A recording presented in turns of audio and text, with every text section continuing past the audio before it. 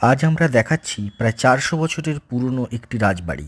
রাজবাড়িটির সিংহভাগ যথারীতি ভগ্নপ্রায়, তবে কিছু অংশ পুনর্নির্মাণ করে কিছু পরিবার এখনও বাস করেন।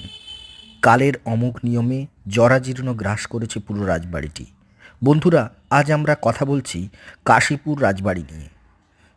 তেমন ইতিহাস না জানলেও শুধু জানা যায় বাংলার শেষ স্বাধীন নবাব সিরাজউদ্দৌলা যখন ফোর্ট উইলিয়াম আক্রমণ করেন, তখন তার কিছু সৈন্য সামন্ত নিয়ে এখানেই আশ্রয় নেন।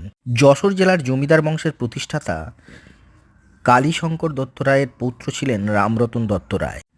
জানা যায় ইনি রাজবাড়ি নির্মাণ করেন। হুগলি নদীর তীরে এই রাজবাড়িটি অবস্থিত।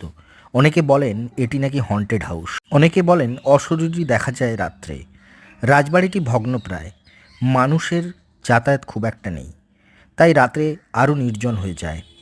এই রাজবাড়ির কিভাবে আসবেন